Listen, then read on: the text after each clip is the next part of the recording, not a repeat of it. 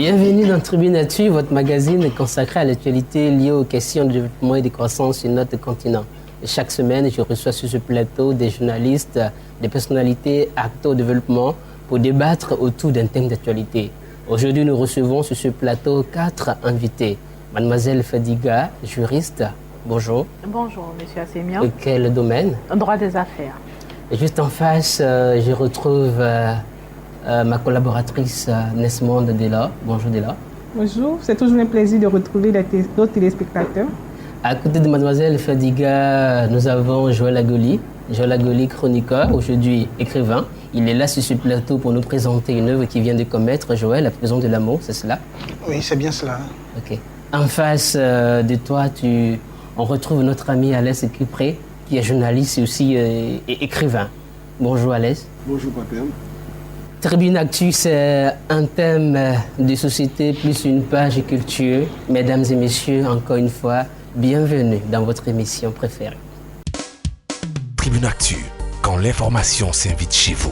Tribune Actu, c'est le meilleur de l'actualité sous tous ses thèmes: économie, sport, culture, société, politique et religion. L'actualité commentée, décryptée et analysée par des professionnels de la communication et de l'information. Tribune Actu, le seul et l'unique talk show, parce que l'information précède le développement. Tribune Actu, l'actualité d'ici et d'ailleurs. Revue et corrigée sur Béni TV, c'est chaque semaine sur The Blessings Channel. Faire progresser la parité dans les sphères sociales et professionnelles, c'est l'ambition de certaines ONG et associations militant pour les droits de la femme, mais encore faudrait-il aujourd'hui gagner le combat de l'autonomisation et de l'émancipation? Alors, Fadiga Matiéné, aujourd'hui, est-ce que vous pensez que la femme africaine, la femme ivoirienne est aussi valorisée, promue dans nos sociétés? Je dirais qu'il y a des actes posés par des politiques et des personnalités de ce pays pour que cela soit réellement fait. Il existe certaines ONG, certaines activités du ministère de la promotion de la femme pour faire réellement la promotion de la femme ivoirienne et présenter l'implication de la femme dans les sphères sociales, économiques et dans d'autres domaines de notre pays. Alors, dès lors, il existe depuis toujours un ministère de la promotion des droits de la femme. Si aujourd'hui on créerait un ministère de promotion des droits des hommes, est-ce que cela vous choquera? La question, ce n'est pas tant le choc que cela ferait, mais je pense déjà que les droits des hommes sont aussi défendus. Aujourd'hui, on parle plus de l'approche genrée pour tenir compte de l'homme et de la femme en même temps. Est-ce que vous pensez que Joël, un ministère des droits des hommes, ça vaut la peine? Bon, je ne pense pas que cela vaille véritablement la peine parce que, comme j'aime à le dire, nous ne sommes pas, nous les hommes, dans une logique victimaire. Voilà. Et donc, je ne pense pas que ce soit véritablement utile de le faire. C'est vrai que nous avons, nous aussi, des problèmes, mais bon, laissons cela à nos dames, voilà, qui se plaisent à revendiquer. Alès, un ministère des droits des femmes, à l'heure où nous avons eu des femmes qui sont allées sur la Lune, est-ce que vous pensez qu'un ministère a quand même cette motivation en fait d'exister? Pour moi, la femme, je le dis, je le répéterai toujours, la femme n'est pas un être à part. Parce que quand on est, soit de sexe mâle ou de sexe féminin, il n'y a pas d'autres possibilités. Donc je ne vois même pas pourquoi créer un ministère de la femme, a fortiori un ministère de l'homme. Malheureusement, je pense qu'il y a beaucoup de violences qui sont faites aux femmes de nos jours. Je veux faire allusion à ces jeunes filles enlevées qui ont été privées de scolarité. Est-ce que vous pensez que tout cela ne mérite pas aujourd'hui qu'on élève la voix pour soutenir en fait la cause des femmes? L'élever la voix, je suis d'accord, hein, pour crier, pour se plaindre, pour revendiquer. Mais ce que je trouve pas juste de faux, c'est les cibles. Lorsqu'on dit que la femme est brimée, on a l'impression systématiquement que c'est par l'homme. Je vais prendre le cas de l'excision. Je vais prendre aussi le cas de la scolarisation. Lorsqu'une fille est excisée, ce n'est pas le fait d'un homme. C'est souvent même le fait d'une femme, d'une mère qui pousse sa fille à aller se faire exciser. souvent aussi le fait d'une exciseuse qui va priver la fille de cet organe-là, de qui d'autre, de complices, de femmes complices, c'est-à-dire des femmes qui perpétuent même cette tradition-là. C'est pareil pour la scolarisation. Il n'y a pas que des hommes qui empêchent des filles d'aller à l'école. Des mères empêchent leurs filles d'aller à l'école. Des fois, des enseignantes ne vont pas à la recherche d'enfants dans les zones où il y a scolarisation. Plus grave, il y a des établissements à l'intérieur du pays qui ne sont pas fournis d'enseignants. Il y a les enseignantes qui refusent d'aller dans le nord du pays jusqu'à aujourd'hui, jusqu'à l'heure actuelle, pour pouvoir enseigner. Elles estiment qu'elles doivent enseigner, par exemple, à Abidjan, parce qu'elles sont un peu feutrées, c'est des filles de certains genres, elles sont un peu urbanisées, elles sont remplies de civilité, ce qui fait que ces contrées-là sont trop rigides, trop dures, trop agressives pour elles. Qu'est-ce que je suis en train de dire? Se comporter comme ça revient, c'est vrai, à frapper un peu la femme d'ostracisme, mais ce n'est pas le fait des hommes, c'est ça qui me gêne. C'est le fait des hommes, grand H, donc aussi bien de la femme que de l'homme. Donc je ne crois pas qu'il y ait des hommes, donc des mâles, qui passent leur temps à chercher à priver la femme de scolarité, qui passent leur temps à exciser les jeunes. Non, le débat il est un peu mal posé, à mon sens, je peux me tromper. Je vais donner mon avis. Je comprends Alex, hein, je sais son opinion concernant ce sujet déjà, mais il faut le dire, il y a une différence qui est là. Hein, elle est là palpable, une différence biologique qui fait déjà que l'homme, il a une pilosité remarquable, il est fort physiquement. C'est vrai qu'il y a certaines femmes qui le sont aussi, hein, mais déjà du point de vue biologique, il y a une différence. Mais cette différence-là ne veut pas dire que nous allons vraiment en guerre, ce n'est pas la guerre. Et cette différence fragilise déjà la femme. Et de ce fait-là, elle subit certaines discriminations. C'est vrai, ces discriminations sont souvent le fait des femmes elles-mêmes, mais bien souvent d'hommes aussi, des violences sexuelles sur les femmes. Parce que la femme n'a pas assez de force pour résister physiquement et le viol arrive. Donc, partant de ce point de vue déjà, pour parler même de cette question-là, un ministère de la femme a ses raisons d'exister. Il y a tellement de challenges pour une nation. La femme, c'est tout un programme. Et c'est donc normal qu'un État, en tout cas dans son fonctionnement-là, prévoit un ministère de la femme pour s'occuper des problèmes de la femme, de la famille. Parce que la femme aussi, elle est à la tête de la famille et des enfants. Je pense que, en tout cas, on est vous dites que la femme, c'est tout un programme. Et l'homme, qu'est-ce que c'est? À côté de l'homme, la femme est tout un programme. Mais l'humanité n'a pas suffisamment fait pour la femme. On n'a pas suffisamment fait pour la femme. C'est le moment d'aller sans retenue. Alors aujourd'hui, il y a certains groupes qui refusent l'accès aux femmes à la scolarisation, mais on constate que, je veux dire, me basant sur certains chiffres et sur certaines enquêtes faites par certains organismes, que les femmes réussissent mieux à l'école que les hommes. Vous avez moi, je voulais juste apporter un additif sur différents points. C'est vrai qu'il y a un ministère de la femme, mais rectifions. Il y a un ministère de la promotion de la femme, de la famille et de l'enfant. Ce n'est pas un ministère qui s'occupe, qui est carrément femme-femme, point. C'est pour la promotion de la femme. Pourquoi un ministère pour la promotion de la femme? C'est parce que des politiques et des gouvernants ont constaté qu'il y avait un réel problème sur le sexe féminin, en guillemets, excusez-moi. Le sexe faible. Je n'adopte pas cet esprit de sexe faible. Pourquoi? Parce que si nous voulons considérer la femme comme un sexe faible, c'est réduire la femme à moins que rien. La femme a toujours été, et moi je considère la femme comme le sexe fort, je le dis haut. Et je le dirai fort, n'importe où. Parce que, comme on le dit souvent dans notre religion, ce que femme veut, Dieu veut. Pourquoi? Parce qu'il faut que la femme prenne conscience de son importance. Il faut que nous, femmes africaines, on commence à avoir de l'audace. Juste par ça, nous pourrons réellement émerger.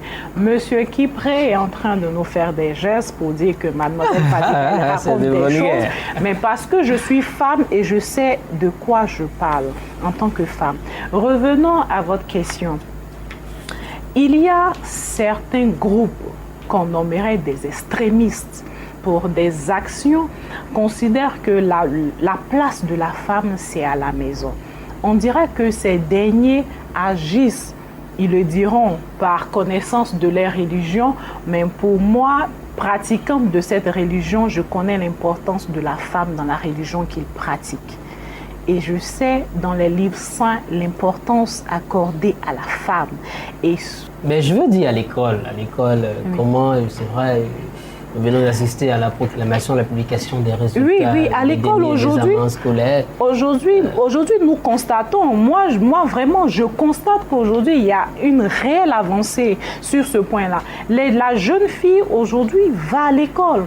C'est vrai que c'est difficile dans certaines zones.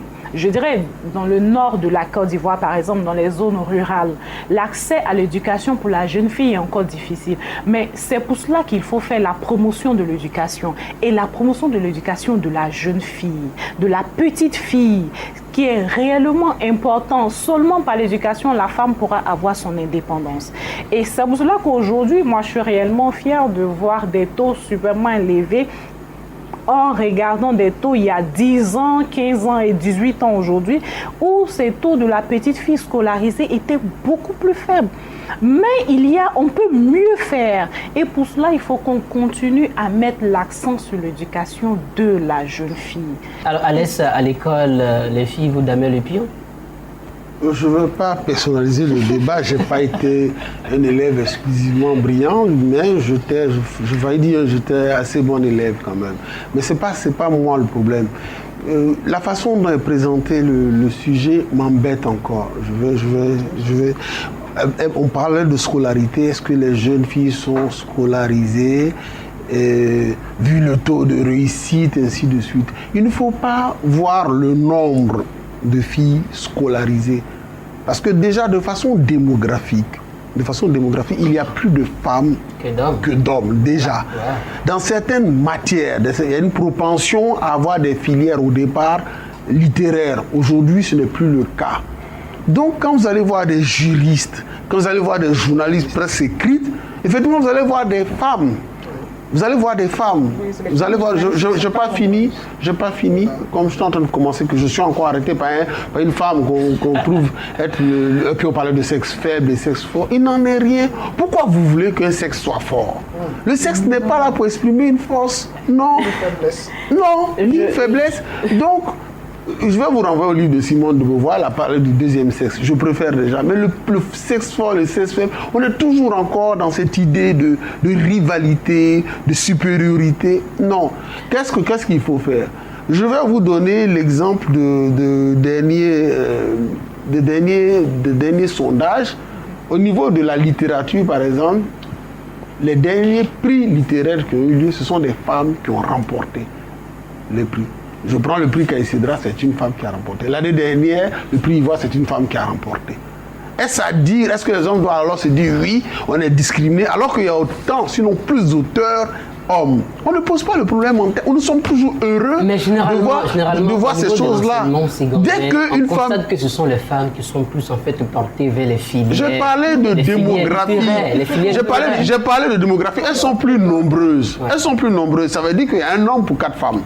Un homme pour 4 femmes. Oui, d'accord. J'aimerais intervenir. Voilà, si un homme pour 4 femmes, c'est sûr qu'il y aura plus de femmes dans certaines filières, c'est sûr. Oui, mais justement, vous avez évoqué le fait que lors de la proclamation de certains prix littéraires, ces derniers temps, ce sont des femmes qui ont été primées. Mais je reviens un peu à la base par rapport au choix des filières déjà dès la base. Parce qu'on constate que les jeunes filles sont plus portées vers les filières littéraires. Est-ce que cela étonne guère qu'aujourd'hui une femme soit primée pour un concours littéraire? Non, ce n'est pas tant le fait qu'elle soit primée, c'est le fait que les hommes aient accepté cela sans en faire un problème. C'est naturel qu'une femme... On a cherché à primer des écrivains. On n'a pas dit non, ce sont des femmes. Je l'évoque simplement parce que nous sommes en train d'en parler. Mais je n'y pensais même pas de voir Tadi, ni Roussom Ayat être en train d'être pleuré. Moi, je vois un écrivain. Pourquoi quand je suis en face d'une juriste, je me dis ah c'est une femme. Pourquoi j'ai une collègue, une consoeur qui est au service société, ah c'est une femme. Je ne peux pas réfléchir comme ça. C'est un être humain, c'est un journaliste que je croise, c'est un juriste que je croise, c'est une femme entraîneur de foot que je croise. Pourquoi vous voulez que j'aille jusqu'à scruter ses origines hormonales? Je n'ai pas ce temps-là, je ne peux pas m'être préoccupé par cela. L'intelligence n'a pas de sexe. Voilà.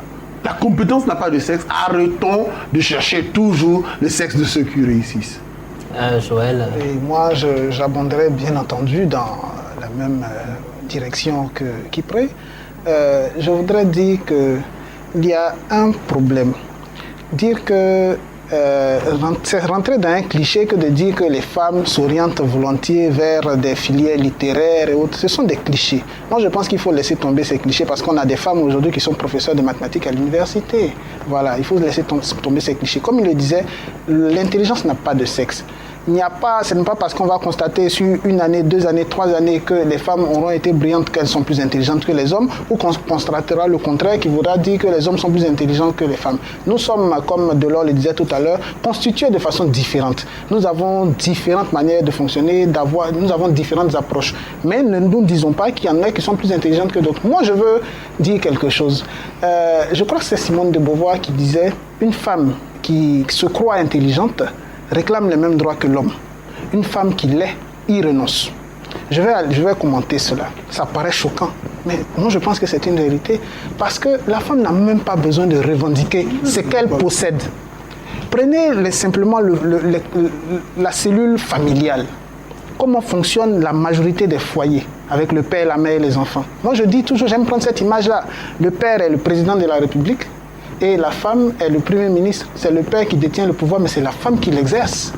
Voilà. La femme a beaucoup de moyens à sa disposition. Donc je suis d'accord avec vous quand vous dites que la femme est le sexe fort, mais quand on est le sexe fort, est-ce qu'on a besoin d'un ministère pour se défendre? Joël. Je dis que c'est vrai, on ne va pas finir sur ce plateau avec la question de la dualité homme-femme. C'est un débat qui a existé de tout temps. Mais je voulais rebondir sur la scolarisation de la fille. Tout à l'heure, on a relevé le fait que les taux aient augmenté. Effectivement, parce qu'on a fait l'expérience. Aujourd'hui, quand on cherche même les nounous, quand on parle des filles de maison, d'habitude, les femmes en général veulent des petites filles. Ce n'est plus possible. Moi, j'ai eu la chance de travailler sur ce dossier-là et j'ai fait le tour, par exemple, des maisons de placement pour constater. On dit, aujourd'hui, les petites filles vont à l'école. Il y a des femmes qui se battent dans des ONG pour scolariser, pour sensibiliser pour la scolarisation de ces filles-là, les filles de Bondoukou et autres. Mais le chemin est encore long, parce que le taux d'achèvement du cycle primaire même déjà, à partir de la classe de CM2, les grossesses précoces en milieu scolaire, font que les filles restent sur le carreau, elles restent à la maison. Donc dans le taux d'achèvement déjà, il y a problème. Il faut poursuivre la sensibilisation, il faut continuer le combat. Oui, il faut poursuivre le combat de la sensibilisation. Laissez-moi finir. Moi, je ne suis pas venue ici pour proclamer la fin des hommes ou dire que les hommes sont à la cause des malheurs. On ne dirait pas. Des femmes. Et donc, il faut poser des problèmes de manière sereine et chercher des solutions.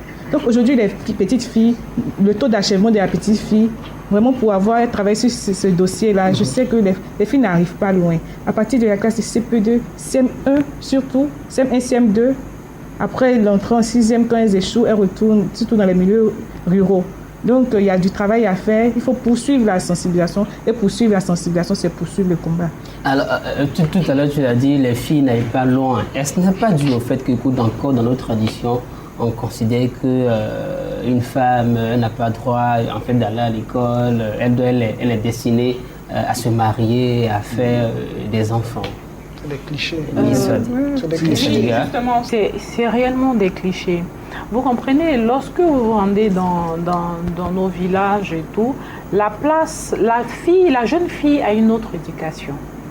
Je m'explique. L'éducation de la jeune fille, c'est quoi? Il faut savoir préparer, faire la cuisine. Il faut savoir tenir un foyer. Il faut savoir soutenir son mari, son foyer et tout ce qui va avec. L'éducation, comme nous appelons aujourd'hui aller à l'école, que les parents appellent l'éducation de blanc, on se dit cette éducation n'est pas nécessaire pour la petite fille parce que cette dernière va se marier, épouser un homme, il faut qu'elle soit une femme. Pour eux, la femme, c'est celle qui sait tenir un foyer. Mais aujourd'hui, cette femme qui sait tenir de foyer a besoin d'avoir une éducation, comme le disent nos parents, l'éducation des blancs. Parce que cette petite fille... Mais généralement, en fait, les femmes qui arrivent à concilier les deux sont quand même... on n'en trouve pas beaucoup. Hein. Ben si, on en trouve ces femmes qui arrivent à concilier ces deux. Parce que les hommes restent tout le temps à dire...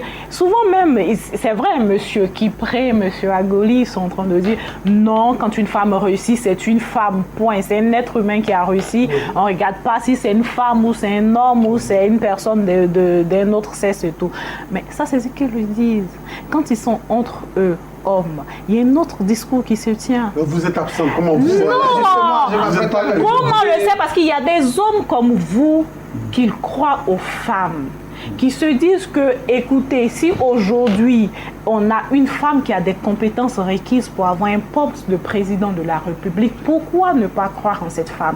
Mais dans ce même groupe, il y a des hommes qui disent, écoute, c'est une femme, elle a un foyer, elle a des enfants. Tu veux qu'une femme qui doit s'occuper de son enfant qui va pleurer ou de sa fille qui sera à l'école, qui va prendre le téléphone pour appeler maman, dirige un pays ou gouverne un pays? Moi, je dis, mais écoute, tu es fou. On a quand même des exemples. Mais justement, on a des exemples. Mais moi, je vous...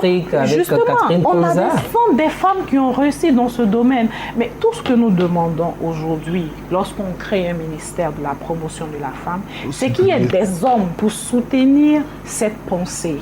Cette pensée de promotion de la femme. Il faut qu'il y ait des hommes pour soutenir ces femmes qui réussissent et qui ont des compétences. Moi, je veux vous poser une question.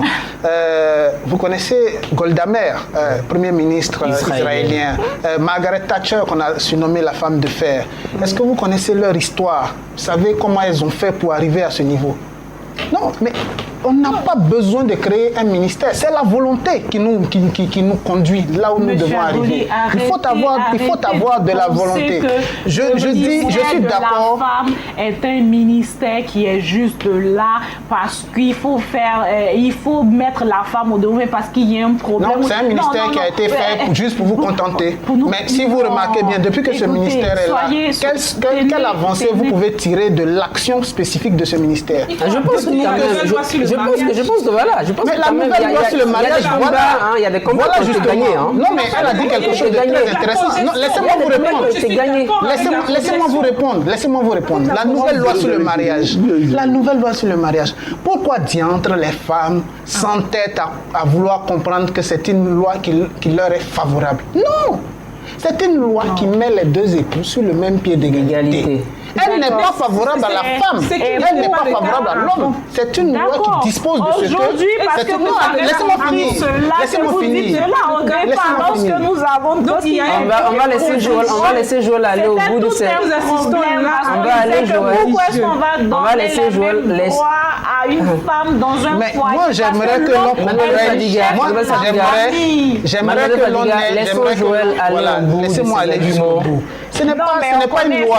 Non, je suis désolé. Ce n'est pas une loi qui va parler des femmes. Nous avons un ministère de la promotion de la femme parce qu'il y a des hommes comme lui qui sont là pour dire que ce ministère n'a pas lieu d'être. C'est un ministère qui est là pour dire... Moi, je le débat n'a pas lieu.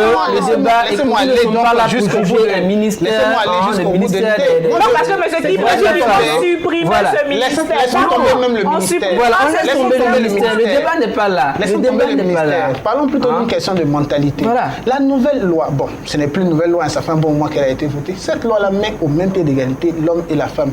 Ils doivent concourir à la gestion des dépenses, des charges du couple à hauteur des moyens de ce que chacun a. Voilà. Mais pourquoi vous pensez que c'est forcément des hommes qu'on va contraindre? Moi, je suis convaincu qu'il y aura plus de femmes à contraindre. Parce qu'il s'agira de... Oui! Non, c'est rien. Alors, laissez-moi aller de ce débat. Non, ce débat, on aura l'occasion de mener ce débat. Je veux tout simplement que les femmes... C'est la fille de la paternelle qu'on applaudit. On aura l'occasion de mener ce débat. C'est du sexisme banal. On aura l'occasion de mener ce débat. Mais ce que j'aimerais savoir... C'est du sexisme banal. Ce que j'aimerais savoir, Alex, est-ce qu'aujourd'hui, les violences que nous avons constatées sur le plan conjugal, les violences qui sont faites aux hommes. Il y a de cela quelques années, en Côte d'Ivoire et en Afrique, même en Europe. Est-ce que ces violences-là ont cessé de nos jours? Je pense qu'il y avait des violences. La plus grosse violence faite à l'homme, et moi je reviens, l'homme grand H, à la femme comme à l'homme, garçon comme fille, c'était le refus de la connaissance. Parce que lorsque vous n'êtes pas instruit, lorsque vous avez du mépris pour la connaissance, tout le reste en découle. Et qu'est-ce que vous pensez des violences conjugales? Je pense que les violences conjugales, oui. Mais je veux dire, les violences conjugales viennent justement de l'ignorance, de la non-instruction. Une fois que vous êtes violenté de façon conjugale, il y a des voies, il y a des recours. Le savoir vous permet justement d'avoir des interlocuteurs corrects et de régler vos problèmes. La loi est là, je parle en présence d'un juriste, je ne dis pas je dis d'un juriste. Voilà. Donc la loi est là, il suffit simplement de pouvoir solliciter les ONG en question. À la loi, est-ce que vous pensez qu'il est quand même conseillé pour un homme de porter la main? Mais pourquoi en violence conjugale vous pensez que c'est l'homme qui bat la femme? La femme peut battre l'homme. La femme peut battre. Ça arrive, cela arrive. Je vais finir. Mais généralement, on constate que ce sont mais comme j'ai la parole, est-ce que vous pouvez... Moi, je ne suis pas dans un combat, j'ai la parole, je voulais aller jusqu'au bout. Je vais, parce que je n'aurai pas la parole tout de suite. Tout à l'heure, avant de revenir donc à la violence conjugale, tout à l'heure, on parlait, et ça m'a amusé encore, de la femme à la cuisine. Mais combien aujourd'hui de ces femmes modernes la rentrent dans la cuisine? Elles donnent des instructions. Ce sont les servantes qui font à manger, on le sait. Elles vérifient, chauffent le plat. Tonton n'aime pas ça, tantine n'aime pas ça. Elles ne passent pas à la cuisine. Et beaucoup de restaurants marchent parce qu'on va prendre les poulets braisés, même le poisson braisé là-bas, ça se sert. Beaucoup de femmes connaissent tous les grands restaurants, elles savent où ça, cette femme-là fait bien poisson, à tchèque, ainsi de suite. Des choses qu'on peut faire à la maison. Toutes ces femmes-là savent où on fait le meilleur poisson, sauce, ceci, cela. Qu'est-ce qu'elles font dehors alors que la cuisine est à l'intérieur de la maison? C'est pas fini. Aujourd'hui encore, parlant de cuisine toujours. Aujourd'hui, parlant de cuisine toujours, il y a des chefs cuisiniers. Les hommes font la cuisine. Ils ne s'en vendent pas pour autant. Ils ne font pas de syndicat. Les hommes font la cuisine. La plupart des grands restaurants sont conduits par des chefs cuisiniers, des personnes qui savent tenir les cuisines, mais ils ne brandissent pas ça comme un titre de gloire. J'estime que faire la cuisine, c'est pour la famille. On n'a pas dit, on m'a mis à la cuisine, mais ce n'est pas avilissant de faire la cuisine, de nourrir quelqu'un. Il faut s'enorgueillir. Elles ont mal. Je suis resté dans la cuisine, tu allais te promener, tu nourris tes enfants, tu nourris une famille, ça te fait mal. On sait en plus qu'elles ne nourrissent pas. Bon, allez-y. Vas-y. Monsieur Kipré, vous savez, vous parlez d'une chose et de son contraire en même temps. Quand vous dites que... je vous accorde de me jurer. Non, pas du tout, loin de là. Je dis quelque chose, je dis son contraire. Je me contredis en plein place. Je pense que Monsieur Kipré, lorsque vous dites que les femmes... Lorsque vous dites que les femmes, ce sont elles qui connaissent les bons coins de vente de poissons, et chansons, que ces femmes-là restent dehors et aujourd'hui c'est la servante qui fait à manger, qui fait ceci. Monsieur Kipré, vous serez d'accord avec moi aujourd'hui que lorsque vous mettez votre fille à l'école et que vous dites, toi tu dois avoir l'éducation, il faut que tu aies ceci, il faut que tu aies cela. Demain, cette jeune fille, elle va se marier. Elle sortira le matin à la même heure que son mari. Elle rentrera le soir à la même heure que son mari. Il faut bien, en tant que leader et manager de son foyer, il faut bien qu'il y ait des personnes derrière pour soutenir et faire que ce foyer soit aimé, agréable pour ses enfants et son mari. C'est pour cela que cette femme... Vous m'avez coupé, je ne veux pas... Non, elle est en train de légitimer vos propos. Elle est en train de légitimer vos propos. Ou un homme qui s'occupera de la cuisine, qui s'occupera de l'entretien, mais néanmoins, en tant que manager de son foyer, cette femme, comme vous l'avez dit, supervise toutes les tâches de son foyer et gère... Non, nous ne sommes pas sur le territoire de faire la cuisine, nous sommes sur le territoire de la femme manager. Ne nous enlisons pas dans cette politique. Tout faire pour que ses enfants, son époux, vivent dans un foyer agréable. Et c'est cette femme-là, aujourd'hui, c'est de cette femme dont nous sommes en train de faire la promotion. Cela ne dit pas que cette femme ne rentre pas dans la cuisine, parce qu'un manager est une personne qui arrive à voir différentes personnes dont elle suit les tâches. Et en tant que manager, cette femme-là arrive un tant soit peu à gérer sa vie professionnelle, sa vie de couple et en plus sa vie de mère. C'est cette femme-là dont nous sommes en train de Non, mais faire vous n'allez pas la monopoliser la parole.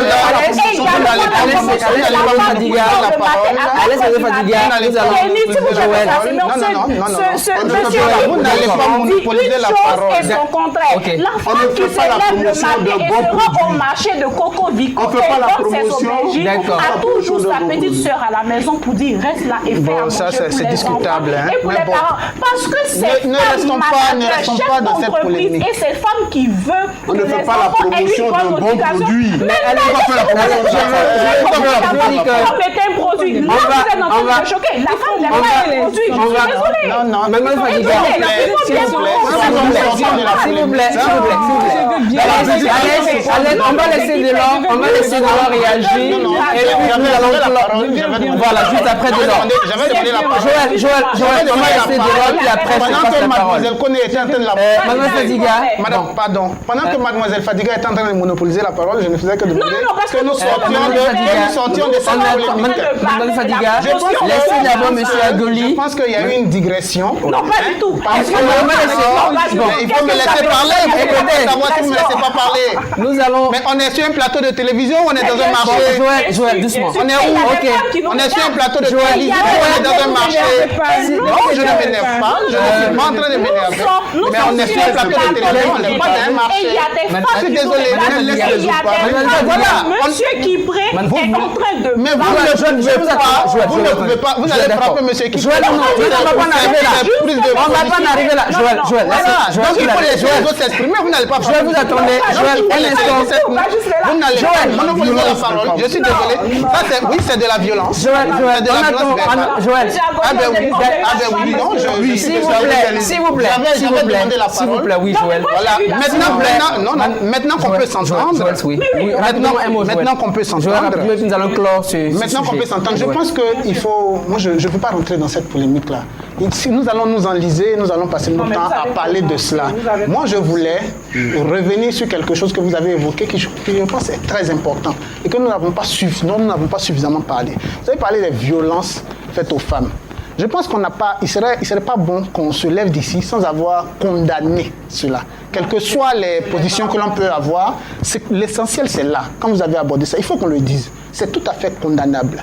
Les violences faites aux femmes comme les violences faites aux hommes, je concède à Delors, honnêtement, que les violences faites aux hommes d'un point de vue du foyer sont certes marginales, mais elles existent. Il faut condamner. Et il faut dire que tous les hommes qui se permettent de battre les femmes sont des hommes qui manquent d'éducation. Ça, il faut le dire. Il faut donc, moi je suis d'accord pour qu'on fasse de la sensibilisation pour que ce phénomène-là s'arrête. Dans les deux sens, qu'il s'arrête. Voilà, je pense qu'il était important de revenir là-dessus parce qu'on allait passer dessus alors que c'est très important. Merci. Alors, nous marquons une pause et nous reviendrons sur ce plateau pour la deuxième partie de Tribune Actu. Tribune Actu, quand l'information s'invite chez vous. Tribune Actu, c'est le meilleur de l'actualité sous tous ses thèmes: économie, sport, culture, société, politique et religion. L'actualité commentée, décryptée et analysée par des professionnels de la communication et de l'information. Tribune Actu, le seul et l'unique talk show, parce que l'information précède le développement. Tribune Actu, l'actualité d'ici et d'ailleurs. Revue et corrigée sur Béni TV, c'est chaque semaine sur The Blessings Channel. Nous sommes très heureux de vous retrouver pour la deuxième partie de Tribune Actu. Et l'actualité, c'est aussi la sortie du livre de Joël Agoli, La prison de l'amour. Delors, je pense que tu as lu cette œuvre.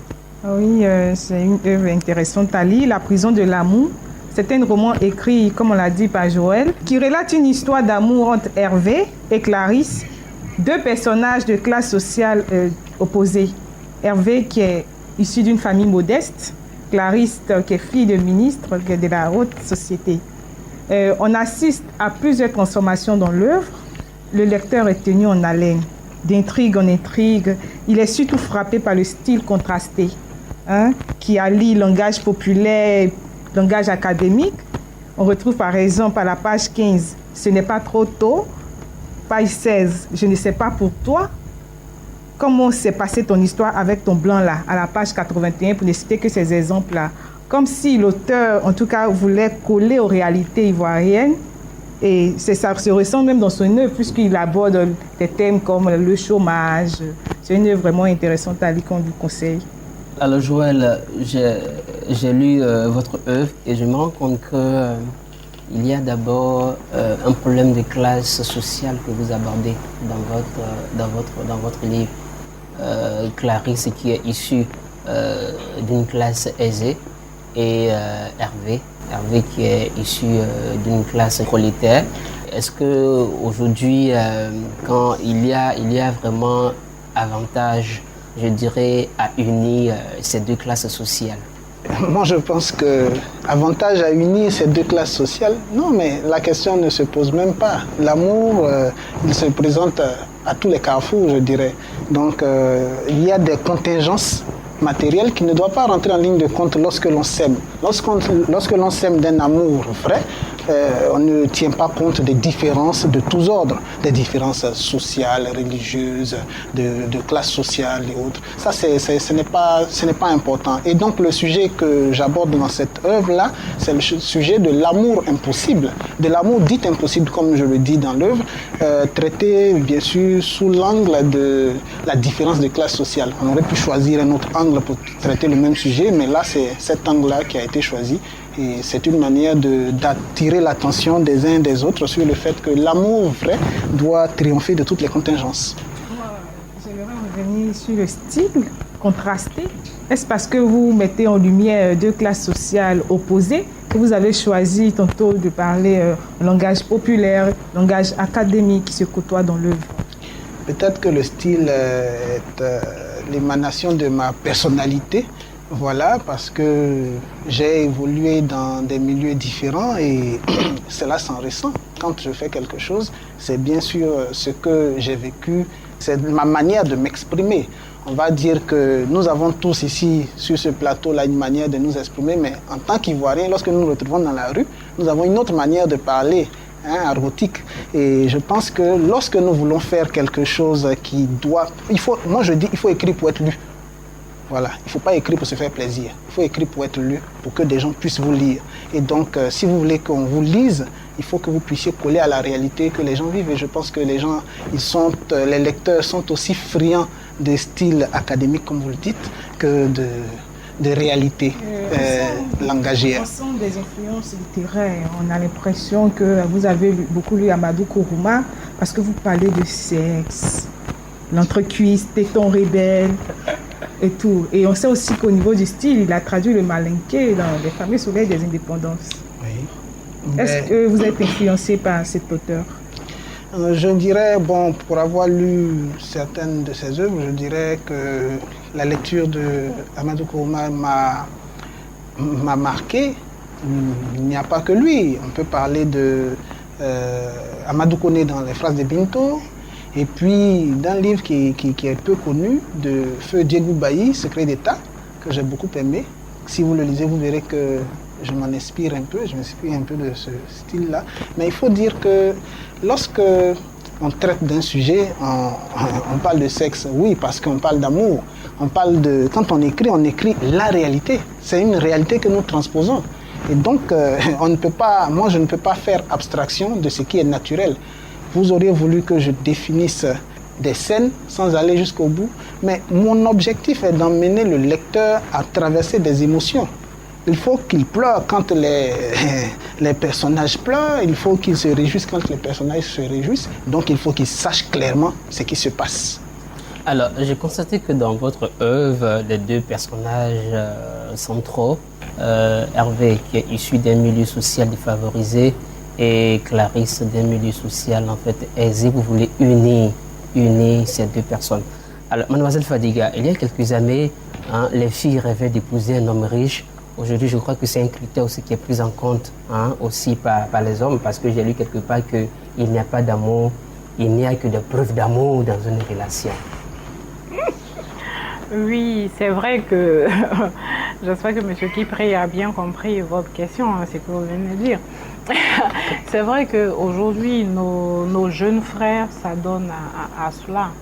On dit dans le jargon ivoirien avoir sa gnani, avoir la femme qui entretient le jeune et tout. C'est devenu un phénomène même de mode et tout. Mais comme on a dit précédemment, tout est question d'éducation. Vous comprenez? Si la jeune fille a depuis son enfance mais je veux dire, est-ce que le social ne contraint pas, le social n'a pas d'impact mais bien sûr, monsieur sur une relation? Bien sûr. Écoute, on a dit que la pauvreté est la mère de tous les maux. Aujourd'hui, la jeune fille de classe sociale défavorisée aspire à avoir une vie meilleure que sa sortie de son bidonville. Qu'est-ce qu'il faut? Si elle n'a pas eu la chance d'aller à l'école, ici dans ce roman, c'est un homme qui est pauvre qui fait la cour à une jeune dame qui est riche. D'accord, voilà. Mais justement, autant la jeune fille recherche un homme riche, autant de nos jours, le jeune gars, le garçon recherche une femme riche. Donc, moi je voudrais, le social est la base d'une relation. Au-delà de, je voudrais défendre mon livre, je voudrais défendre mon livre justement de la tournure que nous sommes en train de prendre. Il ne faudrait pas que Nana Thème parce que non, je préfère. On ne fait pas des discussions. Vous comprendrez que je ne veux absolument pas que les téléspectateurs soient tentés de penser un seul instant que certains manifestent pour les gigolos. Non, il faut être clair là-dessus. Ceux qui ont lu le livre et ceux qui le liront constateront qu'il ne s'agit d'une histoire digne. Le personnage qui est pauvre, Hervé, c'est pas parce qu'on est pauvre qu'on n'a pas de dignité. Hervé est un personnage tout à fait digne, qui ne va pas vers Clarisse parce qu'elle a de l'argent. Non, il l'aime sincèrement et jamais à aucun moment de l'histoire, il ne s'en prend à elle pour cela. C'est bien elle qui le fait souffrir et non lui qui la fait souffrir et à aucun moment il ne va vers elle pour cela. Justement, je voulais rebondir sur le personnage de Clarisse, femme fatale. En tout cas, une femme qui a beaucoup de relations, qui passe d'homme en homme et qui finit par se stabiliser. Quel est le message? Une femme fatale qui finit dans un foyer heureux. Quel est le message que l'auteur voulait faire passer? Tout le monde peut changer. Pour peu que nous aimions, l'amour est ce sentiment-là qui nous amène à nous transcender. Si vous n'avez pas réussi à changer quelqu'un par d'autres moyens, par l'amour, vous y parviendrez. C'est mon avis. Donc, c'est un personnage retors, Clarisse, mais elle a été vaincue par ses sentiments, parce que ses sentiments pour Hervé l'ont contraint à devenir quelqu'un de plus sage, en définitive. Et donc, c'est un peu cela que je veux dire. Je veux mettre au-dessus de tout l'amour. L'amour vrai, l'amour pur, l'amour sincère. Il faut s'y adonner et on n'est pas déçu. Vous abordez aussi le thème de l'emploi-jeu. On voit le personnage Hervé qui, avant de trouver un emploi, fait face à des propositions indécentes. Il faut forcément être recommandé dans l'œuvre. Tous ceux qui ont réussi, en tout cas la quasi-totalité des personnages qui ont réussi, ont été recommandés. Pourquoi? Regardez autour de vous, c'est à l'image de notre société. C'est à l'image de notre société depuis bien longtemps. Je le dis dans le livre, pour avoir un emploi, il faut de l'expérience professionnelle. Pour avoir de l'expérience professionnelle, il faut un emploi. C'est un cercle vicieux. Et Alex, vous présenteriez volontiers ce livre-là pour le prix Caïcédra? Pourquoi pas? Surtout que le jugement serait celui des enfants. Donc un jugement débarrassé de pression sociale, financière ici, de corruption. Donc ce serait un jugement vrai, j'ai failli dire. Je suis tenté par poser une question. J'ai entendu dire par l'auteur qu'il écrivait pour que le lecteur voit exactement ce qui se passe. J'ai entendu dire aussi que j'ai envie d'être lu. La dimension un peu intimiste le fait de se soigner, le fait de savoir soi-même comme premier lecteur, je la sens un peu dissipée. Est-ce que c'est le cas? On l'écrit un peu pour soi. Non, elle n'est pas dissipée, loin de là. Et j'aime beaucoup votre question, c'est la question d'un auteur. Oui, parce que on écrit, moi je dis que quand on écrit, on est un artiste. Or, l'art, c'est l'expression de ce qu'on a au fond de soi. Donc, je ne m'éloigne en rien de cela. Autant je cherche à exprimer quelque chose, autant je tiens compte des lecteurs qui vont se retrouver avec ce livre-là. Parce que je me dis qu'il est tout à fait possible, et dans le second roman qui est achevé, les gens se rendront compte que j'ai écrit dans un autre style complètement différent. Il était tout à fait possible d'écrire un français qui ne soit pas compris ou qui ne soit pas lu. En général, quand on prend certaines œuvres, on a besoin d'un dictionnaire à côté. Mais je me suis dit que cela, au-delà, je ne devais pas penser à moi seul, je ne devais pas être égoïste.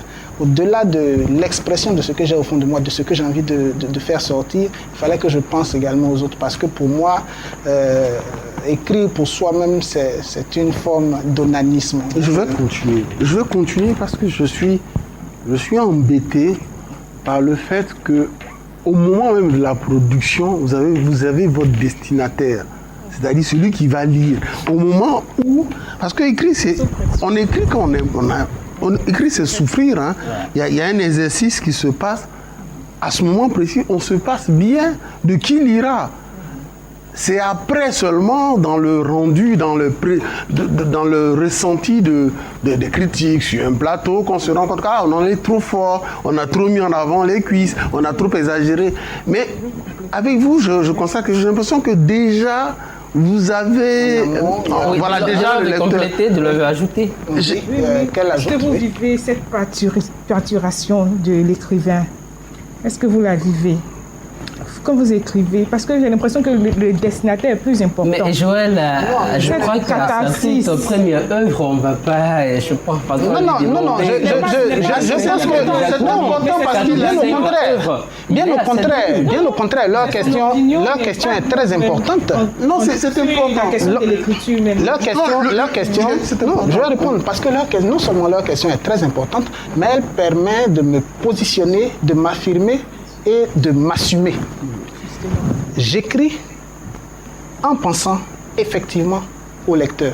Cela ne veut pas dire que je n'écris qu'en pensant au lecteur. Je dis que les deux facteurs sont importants, je les prends en compte lorsque j'écris. Quand je prends ma plume, je fais sortir quelque chose. Et je me relis forcément avant de sortir. Et quand je me relis, je me dis, pour que je sois mieux compris, il faut que je mette ça à la place de ça. Ça ne veut pas dire que je ne tiens compte que du lecteur. Ce n'est pas, si vous voulez, ce n'est pas, je vais peut-être aller plus loin que votre question, ce n'est pas le souci d'avoir un succès commercial qui guide mon écriture. Alors, non, j'irai plus loin, Joël, je vais reprendre un passage de votre œuvre. À la page 76, vous écrivez « En vérité, ils étaient tous les deux prisonniers à cet instant.